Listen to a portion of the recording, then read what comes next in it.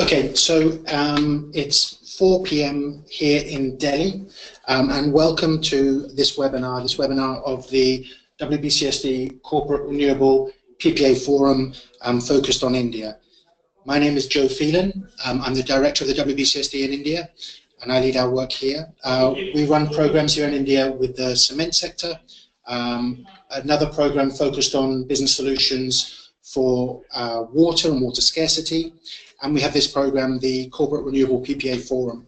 This is an initiative of the World Business Council that was developed by our members in 2016.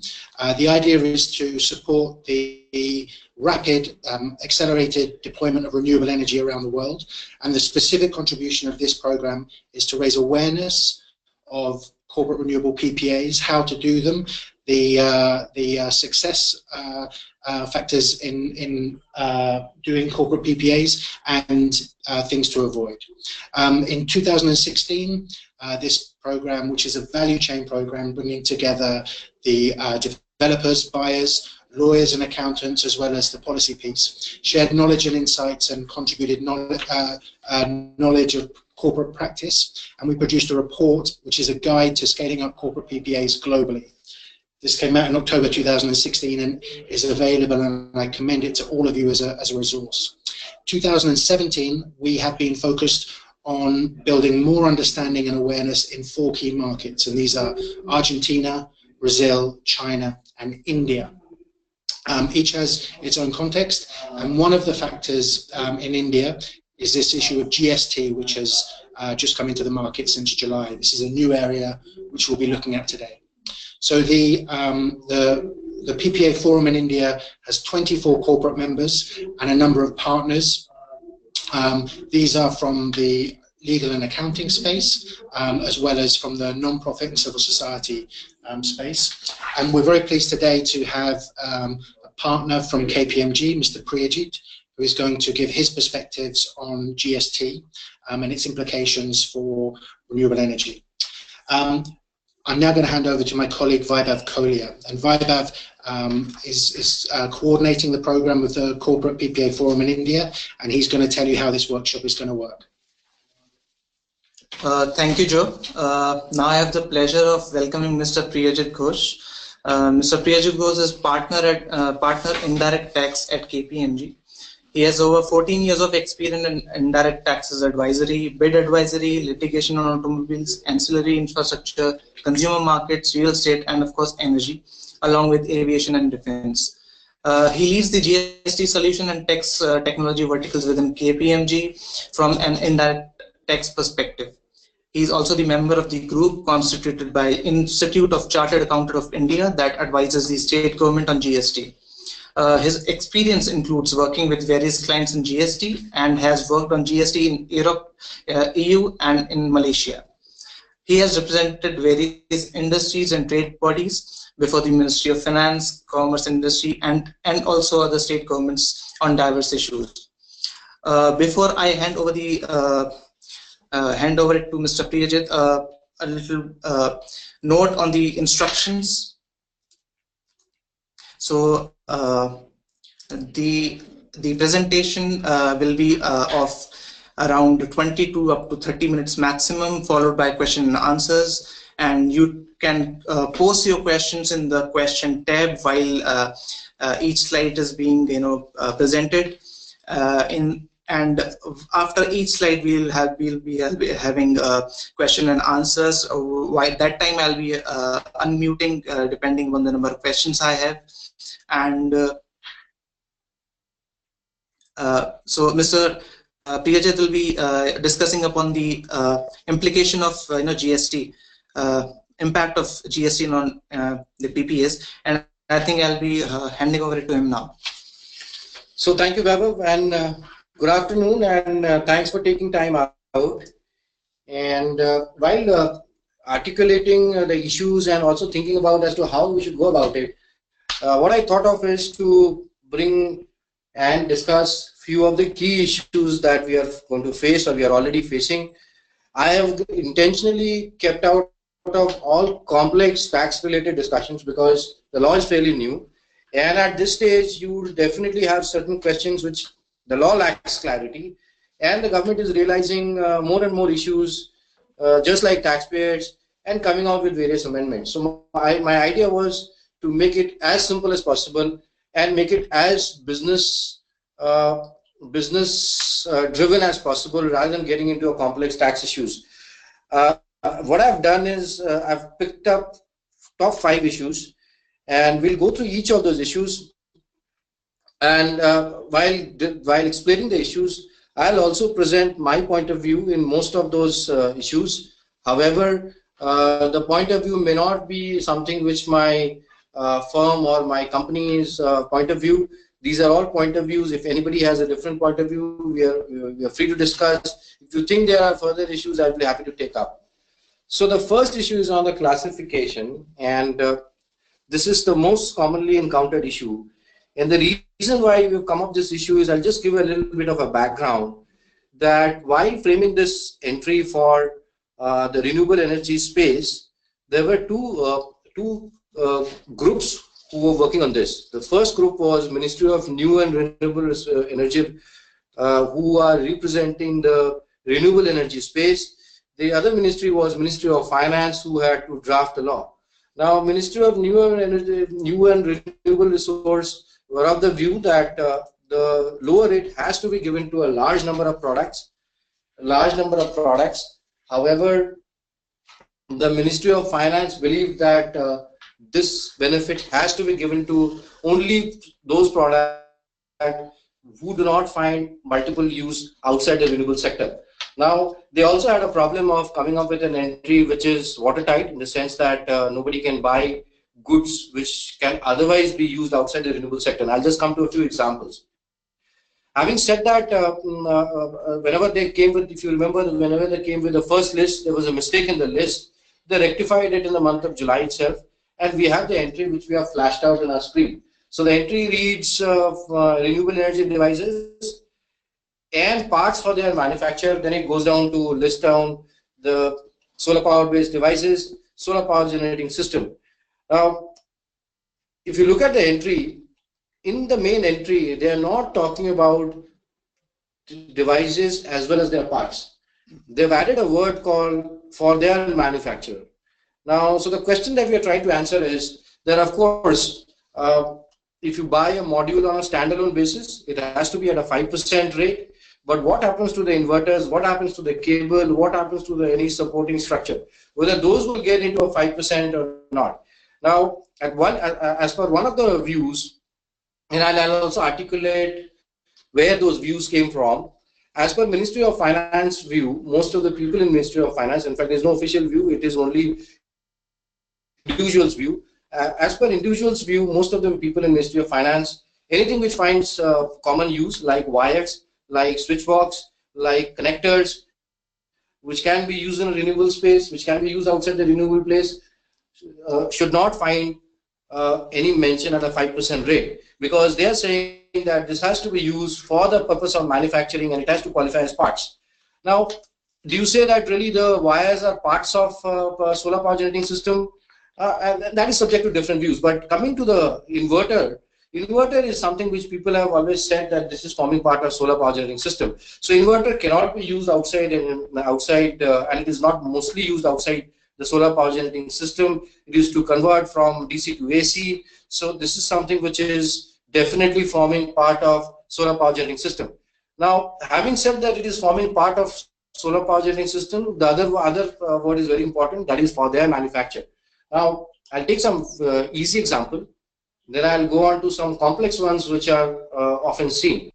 So, assuming that you have a factory and you are manufacturing an end-to-end product which will generate power, and to manufacture the product, you would need the inverter, you would need the cable, you would need the connectors, you would need the module as well. Now, this is something which will classically qualify as solar power generating system. So when you manufacture the solar power generating system, you sell the whole system at 5% GST, no questions being asked. And when you buy those items, they are also going to be at a 5% rate. The two questions that comes up is that the first one is that anybody who is selling to you, you being a manufacturer, what happens to him? Because most of the inputs and most of the raw material are going to be at a higher rate, if he's asked to charge a lower rate, then perhaps he would end up into an inverted duty structure. But leave that aside, you being a manufacturer, you're not going to get any question asked. But what happens when you have a contract, or when you have a turnkey contract where you are supplying module, inverter, cable, and you also have a erection, installation, commissioning contract? Are you going to qualify as a manufacturer of a solar power generating system? Because conventionally we have divided our contract into three. The first one, or at least two, the first one being supply of modules, inverter, which is a supply contract, the other one being the erection, installation, or an integration contract. Now, we never had this concept of manufacturing a solar power generating system at site. So a doubt being raised is that if you have single contract, whether everything can be said to be for the purpose of manufacture. Now, even if you have a single contract, it is relatively easy to conclude that what you are supplying is a solar power generating system. This is something which unfortunately we do not have written in the EPC contracts, because the EPC contracts are following a separate supply and services structure historically. So there can be a challenge to say that are we supplying the solar power generating system, or are we supplying the different components, because transfer of title clause is something that you might have in most of the cases. A slightly more complicated situation arises when you have a module being supplied by one person, and inverter, cable, and the erection, installation, commissioning, or integration being done by another person. Now, is he someone who can set to manufacture a solar power generating system? Is a question, because manufacturing means integration, and there's a definition of manufacture which they have given in the GST law, which follows an excise concept. For certain projects, such as the wind power project, there is a view that that the whole project is an immovable project, which means it is not like a portable generating system. So there cannot be manufacture of an immovable project. So there is a big question that is always going to get asked for inverter, cable, and especially when those are supplied under a different contract. It is very difficult to express an opinion at this stage, because like I told you, there are 2 points of view. One is that everything gets integrated and it is used in a manufacturer.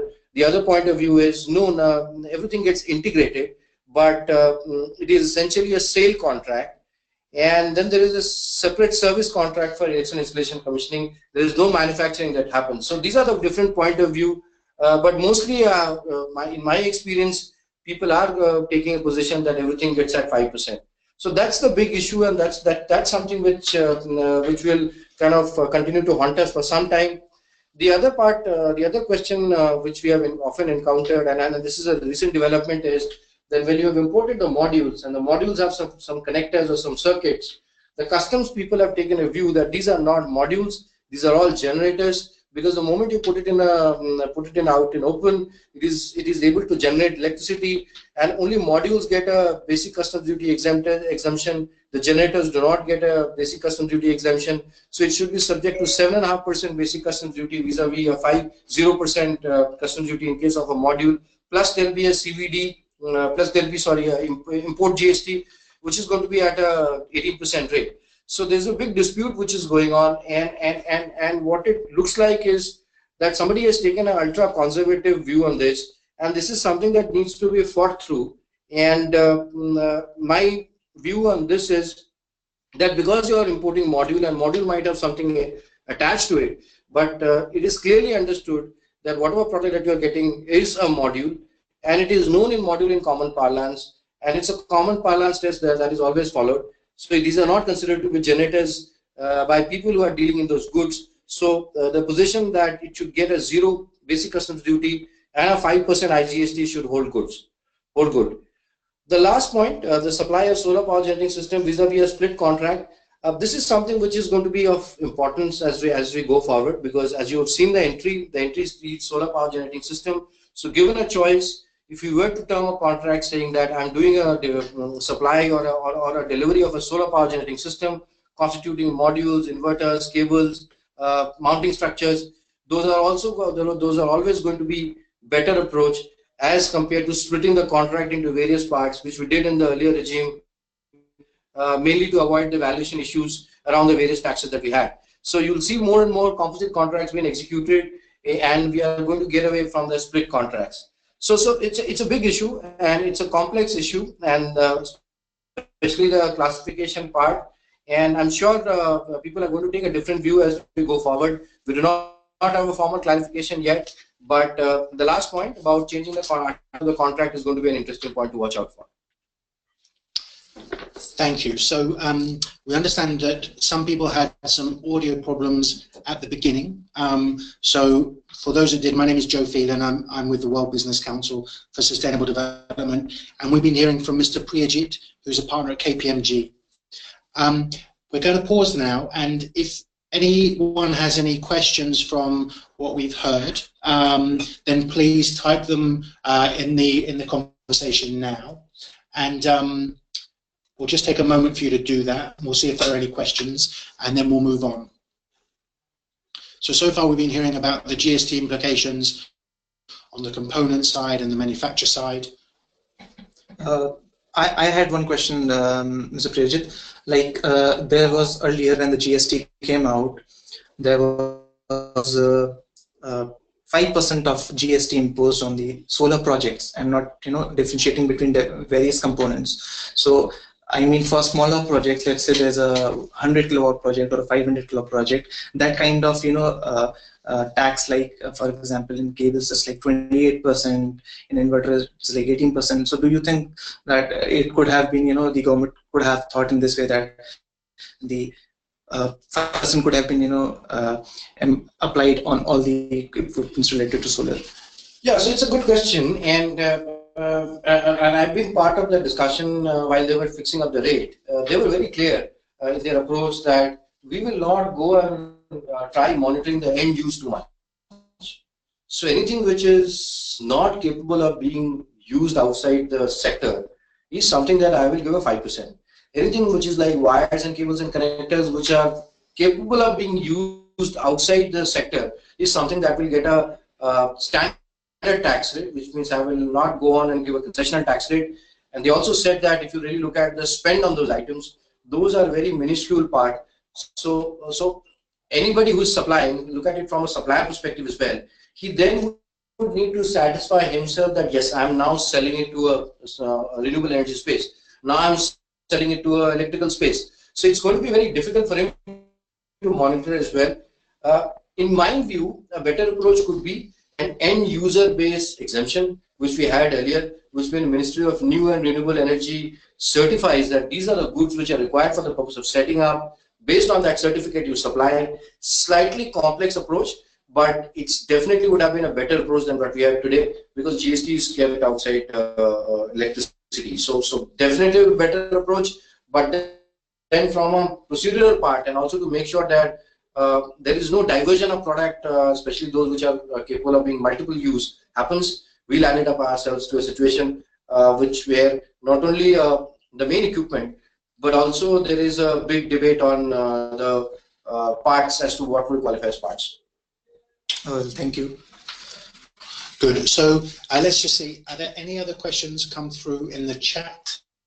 We're just checking. So if you have any questions at this stage, please write them. At the end, you'll be able to ask questions as well.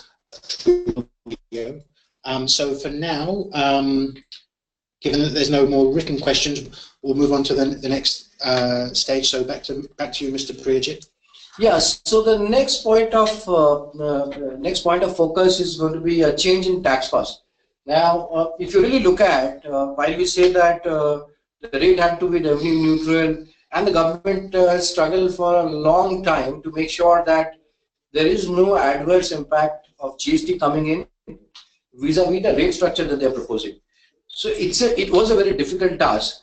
But if you really look at the structure that we had pre-GST and the structure that we have post-GST, there is definitely an increase in tax costs. Just to take you through those areas, first was, of course, the modules were exempt from customs duty. The modules were exempt from an excise duty. So, of course, when you buy modules, the center never taxed those components. Now, with a 5% tax coming in, the center is also going to get a share out of the revenue. Of course, the fact of the matter is, if you look at the state, even in case of state, you had states like Maharashtra, you have states like Rajasthan, which has granted even a state exemption on those items, especially the renewable energy devices. Solar is typical example. However, with GST coming in, there is a 5% levy across board, which means there is nothing which is exempt. Things will become taxable at a 5% rate. The other important thing to look at is that you would have seen those structures or a mechanism where a supply contract is made separate and a service contract is made separate.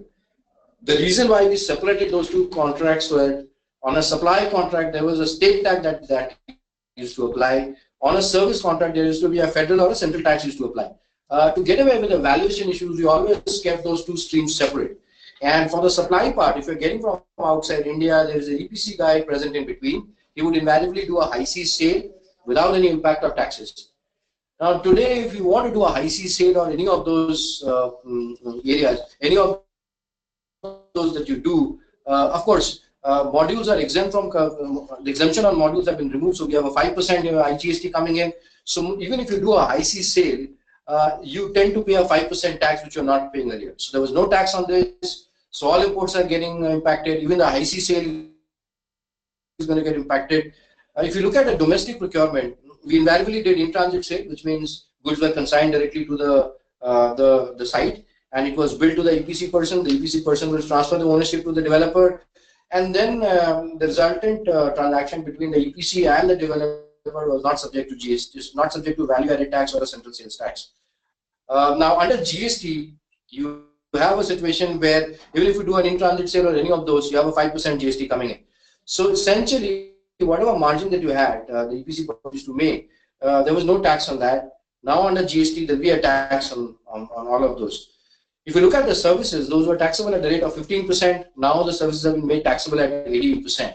So definitely, you will see that in all counts, the tax costs have increased as compared to what you have, which is going to lead me to my next couple of slides as to what needs to be done and what's the implication. But what is to be noted, what is to note is definitely the tax costs have gone up, and the conventional planning ideas or conventional business model that we have seen around the IC sale and in-transit sale, keeping the two contracts separate is going to get challenged, which means people are going to have a relook at it, and possibly you will see those changing for the times to come. This is broadly on the tax cost.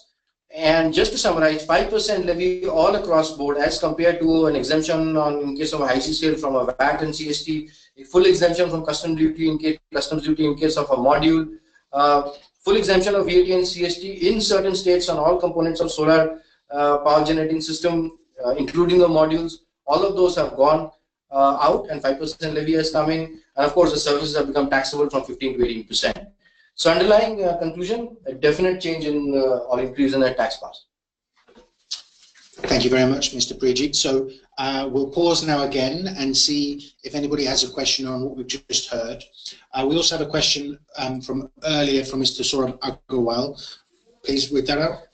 Yes, Mr. Prijit. So Saurabh Agrawal, he has a question that for IPPs, especially for developers who are into, who are bidding for government auctions, may it be a project in the megawatt scale from Solar Energy Corporation or any other tender, or maybe it a rooftop tender. So in that case, how do we take into consideration in our financial modeling these aspects? I mean, what to be careful about?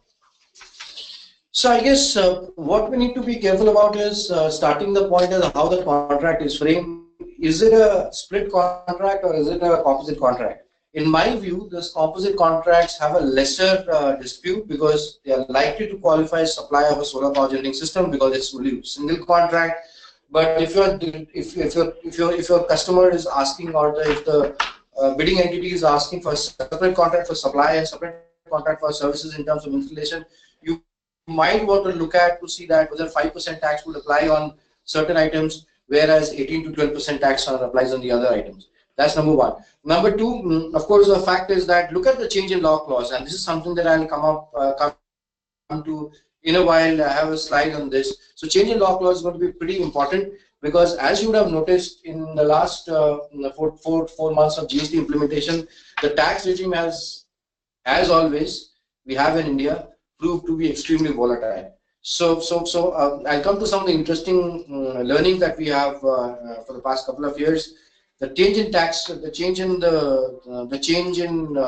law clause in the bid document is something that you want to watch out for, and of course factor 5% GST for sure, and look at whether you will be hit with 12 or 18% as well. Thank you very much. So I'll just see if there are any further questions at this stage. I think one question from my side, because earlier pre-GST,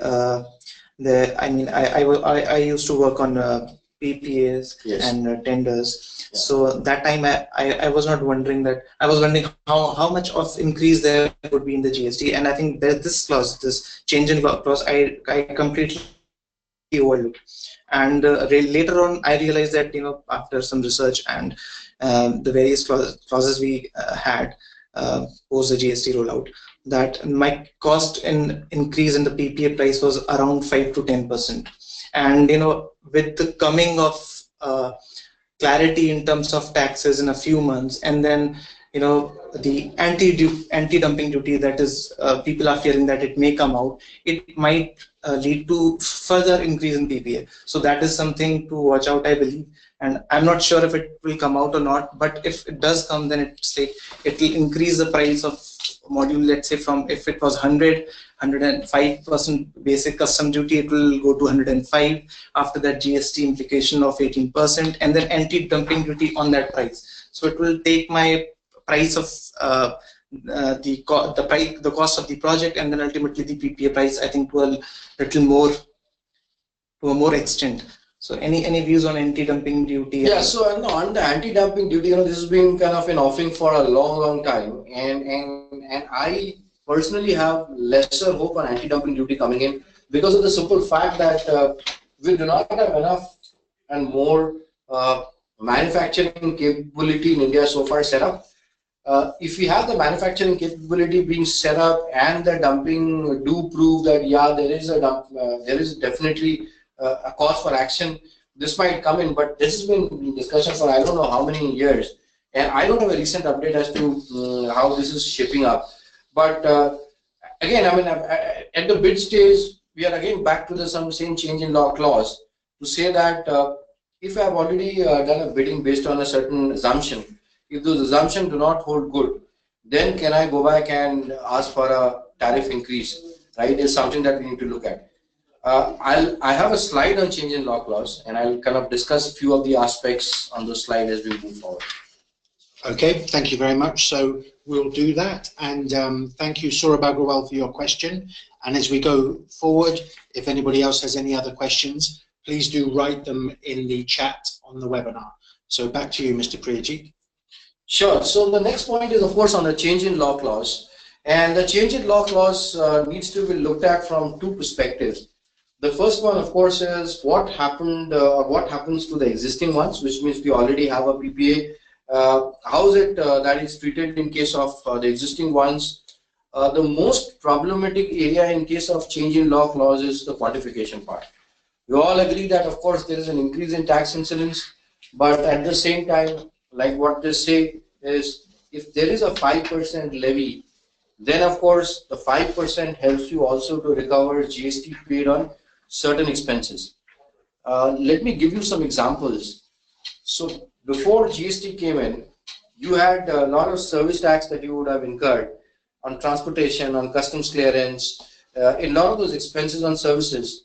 If the modules were untaxed, then of course you could not have recovered all the service tax that you would have paid on the services.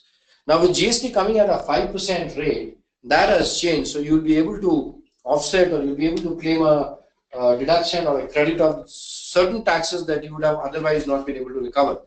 This takes into this gets into an extremely complex zone, because it's not a straightforward computation. So while you can say that, okay, if modules have been slapped with a 5% levy, but there'll be certain bit of a credit coming in because you're paying 5% tax. That needs a match to be done. Now, having done the match, the problem in India, and we've seen this quite often, is the mistrust between the two parties, which means somebody who is seeking the change in law clause and somebody has to accept the change in law clause.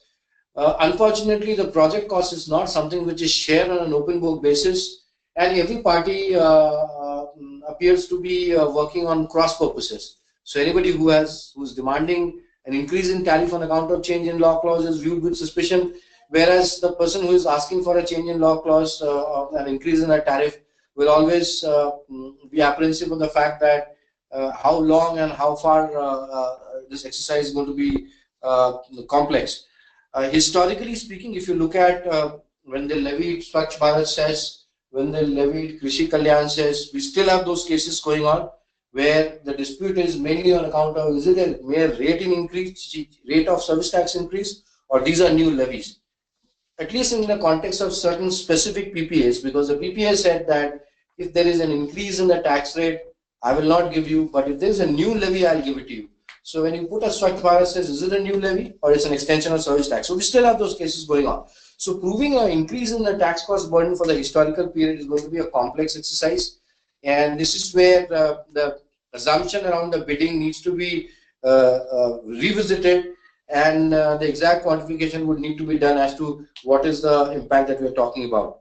Having spoken about the existing ones, the ones that they are going to come up for, which means the bids as well as the future contracts, what one needs to account for is the fact that these are all susceptible to changes. Now, assume that in future, the Ministry of Finance agrees that no 5% levy is an incremental levy, which means the sector is being burdened with enhanced GST. They decide to reduce it to zero for whatever reason. Then how do you renegotiate back the prices? Do you have a recourse which is as simple as doing a simple maths on a calculator, or do you have sufficient clauses to take care of?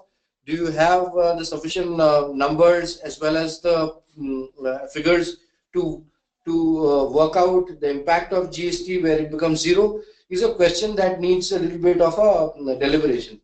What is recommended is an itemized rate, along with the fact that is there a tax cost attached to it, is something that needs to be attached with the bill of quantity, something that needs to be disclosed, something that needs to be shared, with the fact that if there is, with an understanding that if there is any deviation around those, that is something that needs to be either added back or deducted. So changing law for future transaction is going to be all the more important because the tax regime in India has been extremely volatile. Thank you very much. So we've received a question from Mr. Siddharth Jain. So we'll just hear that. Mr. Prijit, Siddharth Jain has a question, something on the contract. So he says that while giving the EPC contract to the third party, what will be the tax rate? Will it be 5% or 18%? And do we need to separate the contract in terms of the supply contract and the service contract? So Siddharth, you asked the question which was on the point one of our discussion, and what you would realize is that if you make a lump sum contract, you're all the more better because it qualifies as solar power generating system. And optically speaking, if you have something written in the contract to say that yes, you're going to supply me a solar power generating system, you are better off as compared to splitting the contract into various parts. However, the downside is that tomorrow if they remove the word solar power generating system and break it up in terms of component, and some of them like module, if they were to make it zero, then your lump sum approach will bring difficulty because you don't know the breakup of the price. So the recommendation over here, my personal recommendation and my personal favorite is going to be to work on a consolidated contract, which means not break it up in terms of supply and services, but go with a consolidated one. And of course, break it down in terms of the itemized prices, or at least for you to get a benefit of lower rate if it comes on a module. So break it up, which means split it up, but in terms of the prices, not in terms of the overall contract structure. Thank you very much.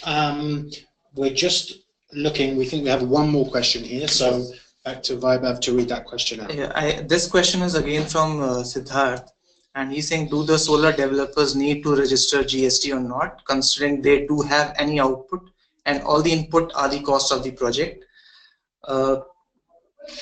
Yeah, so my sense is that you would not have to register because you are supplying goods which are exempt from GST, fully exempt from GST, so you don't have to register. However, the practical problem that we come up is the fact that tomorrow if you want to ship modules to your facility, you would be asked to produce something called an e-way bill, where having a registration might make certain benefit or certain ease of compliance. So straightforward answer is no. But if you're selling some scrap or if you have some other income, then of course you'll have to register. But you don't have to register otherwise if you don't have any other income or any other activity. But my sense is most of the developers would take a registration because of the fact that they were registered under central sales tax to get a Form C benefit, and they've been automatically been switched into GST because the migration is automatic from VAT unless you choose to surrender. Excellent. So thank you, Mr. Jain, for those questions. We're going to return to the presentation now. So back to you, Mr. Priyajit. Yes. So now the other point is that when this is I've taken a rooftop example, and now this is something which might sound very strange and very counterintuitive. And what we need to remember is what we need to understand is the concept first, and then we kind of go on applying it. This may not apply universally in all those situations, but let's look at it because this is something which we have had a debate with few tax authorities. The issue has been picked up in certain cases, but not in a major sense in my experience.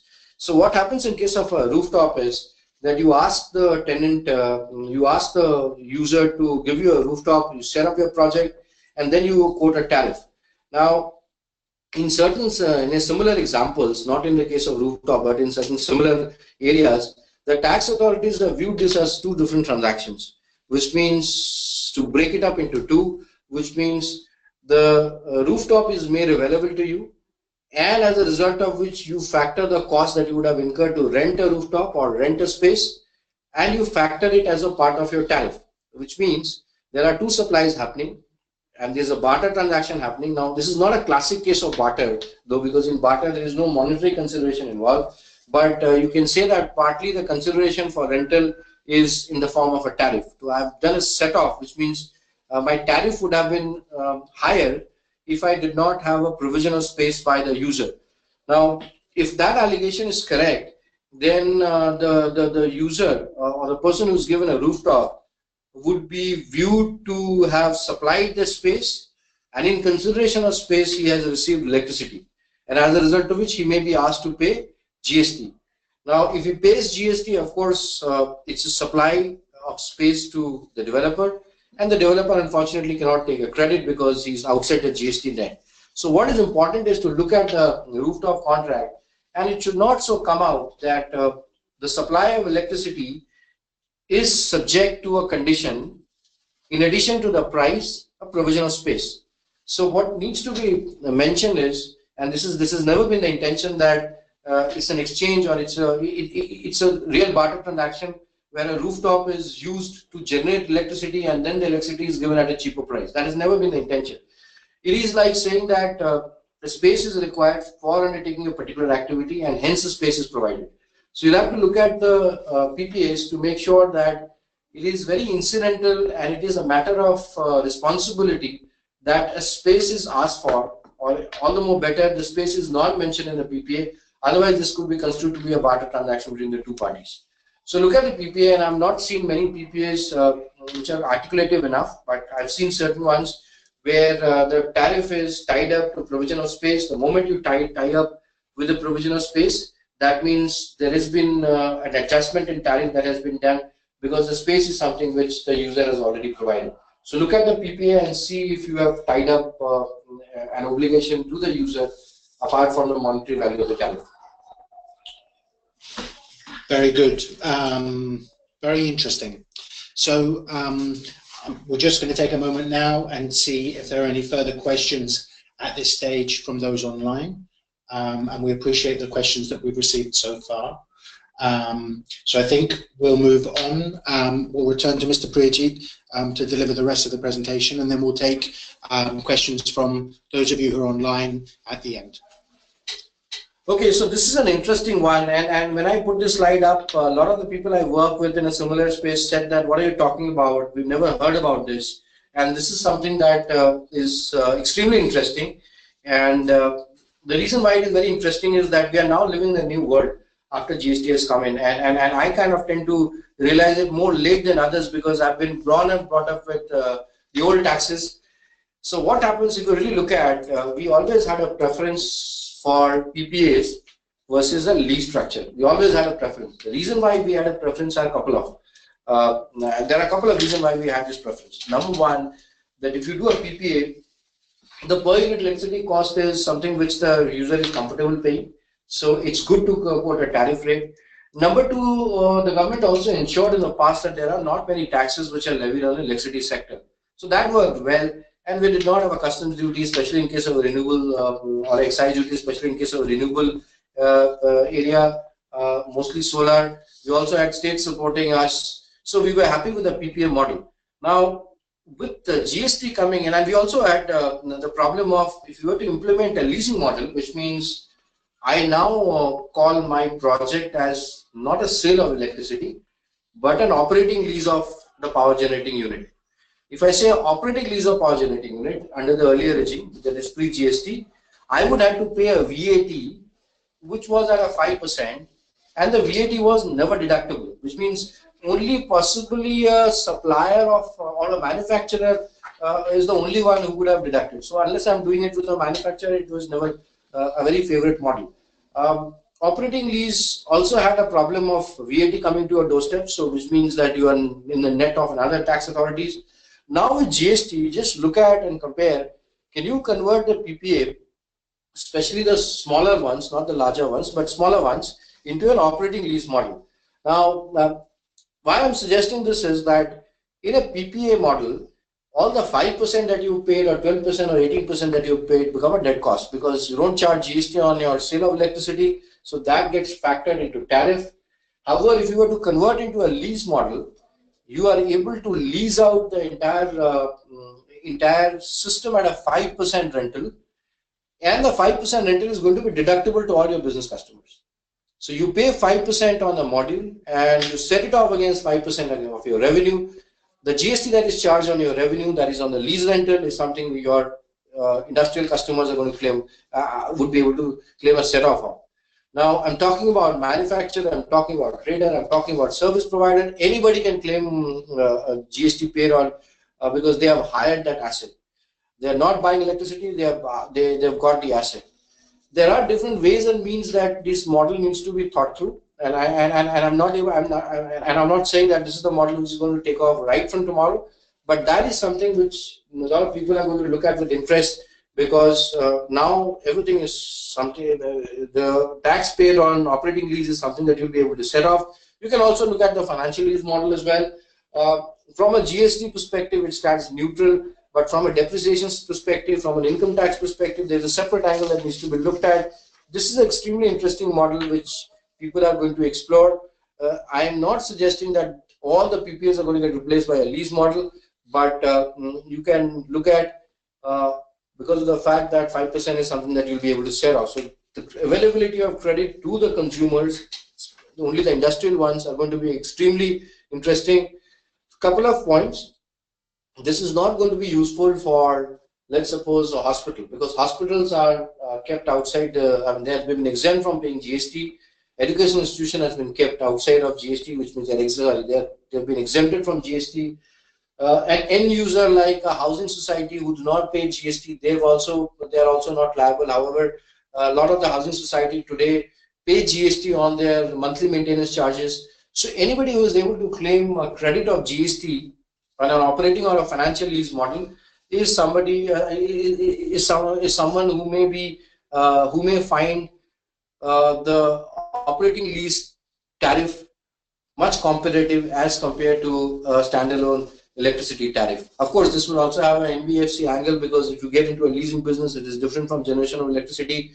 You come out of the electricity, you come out of a lot of the guidelines issued by Central Electricity Authority. So there are pros and cons. Look at it, and I'm sure this will be something really new coming up out of this model. Thank you. We have received a question, but I think we'll keep going. And those of you online who have more questions, please do add them, and we'll come to them at the end. Yes, and this is the last slide that I had. And of course, after having discussed all of it, what we've also realized is that, look, why are we discussing so much? Why are we in trouble so much? Because unfortunately, we've been kept outside the GST net. Which brings to a fact that, shall we get into GST net? Yes, of course, we should get into GST net. So, without referring too much of the other countries, the straightforward ask is, of course, subsume the electricity duty, which means you get rid of electricity duty and have a GST. Now, this very fact of subsuming the electricity duty and having a GST is not a very simple solution for the government to implement. The reason is that we are following a dual GST, which means whatever GST that you impose on any product and services, the states get an equal share as a center and vice versa. So let's look at, hypothetically speaking, that they get rid of electricity duty and put a GST of 12% on all the sale of units happening under the PPA. Is it going to be good or is it going to be worse, right? Now, if you look at 12%, the 12% rate is replacing the electricity duty, which possibly maybe 5% or 6%. However, if there is an additional 6 to 7%, which is being taken off by the center, right? Because earlier we were only paying electricity duty. However, there's also a cost which is coming up in terms of GST embedded into modules and GST embedded into all the different equipment. So you really have to do a match to see that what is the rate. Unfortunately, when I did some maths, unfortunately 6 plus 6, 12% GST on electricity was not coming out to be neutral to a pre-GST regime. And I was comparing with a pre-GST regime. I didn't compare it with what we have today. But this is definitely a good ask to make, a good ask to put forward to the government. The rate, unfortunately, of 12% will not be revenue neutral to the rate that we had earlier. It may come closer to the rate that we have today, which is already higher than earlier, but 6 plus 6% in my view is going to be a higher rate. So we perhaps will have to ask for a lower rate. The problem with the lower rate is that more and more we find a revenue neutral rate. Let's suppose it is a 10% or 8% or 9%. We are asking government to create one more slab for us, and the government is criticized for having multiple slabs. So there is a big problem, there is an implementation problem around this, unless we accept that we are going to get taxed higher than what we were paying earlier. So good ask, but difficult to implement, because the revenue neutral rate works out to be a rate which is not there in terms of the flow rate that we have, or it's not there in terms of the slabs that we have. So it's really difficult to implement. We will have to wait for some time, but my personal sense is that electricity is going to come under GST. I can't comment on the timeline, but the government is quite clear that they will bring all goods and services under GST. Electricity is going to be a relatively easy one, but of course the rate is going to be a real problem, because the lowest rate that you have, which is 5%, is going to be lost to government, because 5% electricity duty, 5 to 6% electricity is already there, and 12% rate is going to be an increase in tariff. So pegging anywhere between 5 to 12% is going to be an extremely difficult task. So this is an uphill task, and we'll have to wait and see how the government handles this. So that's all from my side I had in terms of the presentation. Happy to take any questions that you have. Excellent. Thank you very much. So we have, I think, 10.5 minutes left. So we're right on time. We've had some questions come through in the chat, and you can continue to do that. You can also raise your hand, and we'll let you know when we see your hand raised, and we'll come to you in turn. So please raise your hand, and then you'll be able to speak and ask your question when we come to you, or write your questions in the text. Just so that you all know, we will share this PowerPoint, and we will also share the recording of this webinar with all participants and everyone in the India group. I'd also like to say, as we queue up questions, that this has been an extremely valuable session, and if you would like to suggest other topics that will be valuable for this group to address, then please do that. So we're going to come now to questions that have been written, and I'll ask Vaibhav to read those out. So I have two questions from Manu Agarwal. After that, I'll be coming to Mr. Amit Shukla, who has raised his hand. So Manu Agarwal has two questions. First is what is the GST rate that will be applicable for a solar rooftop PPA? I think this is a more broad question and not very specific, I believe.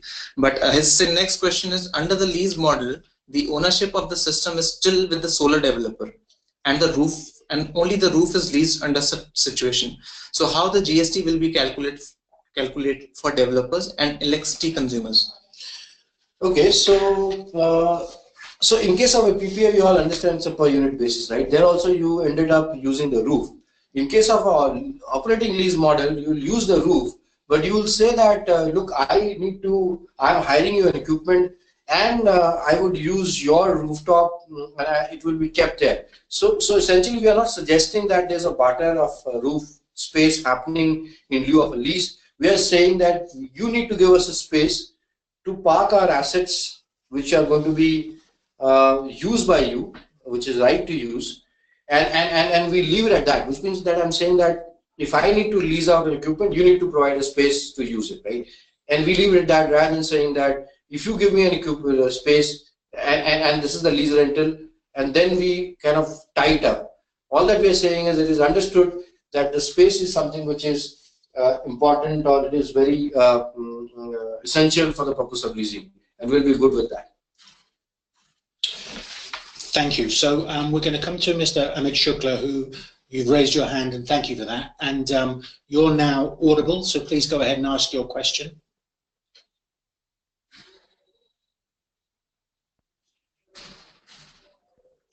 So Mr. Shukla, if you're there, please ask your question.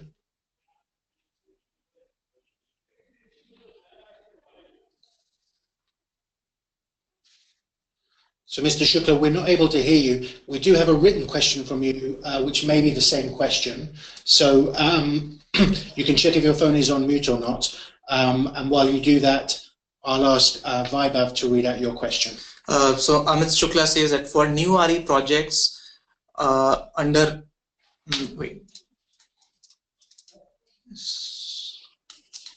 it's difficult to read.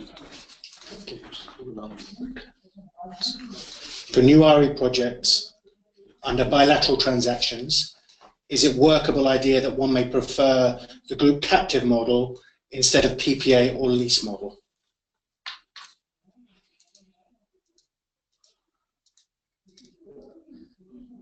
So for new RE projects under bilateral transactions, is it a workable idea that one may prefer the group captive model instead of PPA or lease model? Yeah, I mean, I would tend to agree with that, but all of that we need to be mindful of that. While we say a group captive, we get away with a cross subsidy surcharge and all of those. That is good enough, but we have a tax incidence of 5% to 12%, 18% riding somewhere.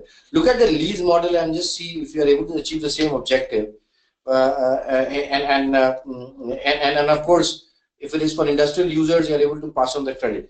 But I agree with you that on a standalone basis, the group captive is going to be a better idea than anything else. Assuming you are not interested to pass on the credit and get into a operating lease model. Okay, so thank you, Mr. Shukla. So we're checking if anybody else is raising their hand, and we have some 5 minutes left for questions. We're also checking if any of you are submitting questions through the text. So just we're giving you time to do that.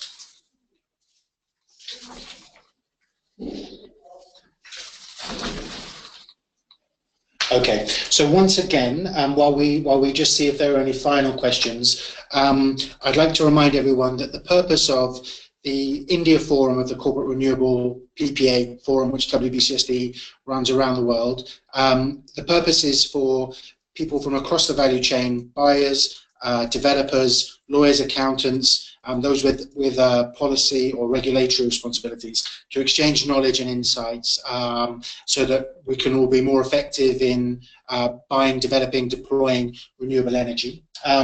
Please do suggest topics that it would be valuable to cover, new areas of practice or areas where further light needs to be shown.